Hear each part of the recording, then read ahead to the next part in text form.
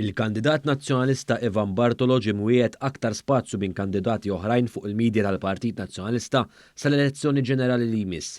Dan wara li fl-aħħar jiem esprima r-rabja tiegħu fil-pubbliku għal fatt li l-kap Bernard Grech u l-partit injorawh meta ġie biex jimtela s-siġġu parlamentari ta' David Take li riżenja minħabba 820,000 euro f'taxxa li għandu jagħti lill-istat. Żvelat dan il-gazzetta kulħadd kif spjegat li l-Partit Nazzjonalista wasal biex jiffavorixxi lil Ivan Bartolo wara li Bernard Grech kien sforzat mill-Blue Heroes tal-establishment biex jażel il-Grazzella Gallia fil-co-option flok David Take. Dan sabiex ma tingħatax palata lill-avukat Joe Giglio li qed joħroġ fuq id-distretti ta' Jason Azzopardi u Carola Colina.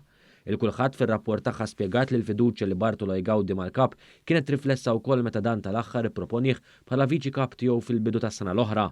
Għaldaqstant sorsi fid-Dar Ċentrali qalu lil din il-gazzetta li mhix sorpriża li issa Bartolo jista' jiġi aġevolat fuq kandidati oħrajn tal-partit. Fost dawn il-kandidati fil-fatt hemm il-viċi kap attwali Roberta Rigo li skont il-kulħadd din il-prominenza li ġimwiet Bartolo għajmet skuntentizza kbira fil-kamp tiegħu. Intant il-kulħadd spjegat ukoll kif id-deċiżjoni sforzata ta' isem Grazzella Gallia fuq l-Eżekuttiv Nazzjonalista bħala l-unika għażla flok Take u l-kummenti tagħha anqlu rabja kbira fit-tmexxija.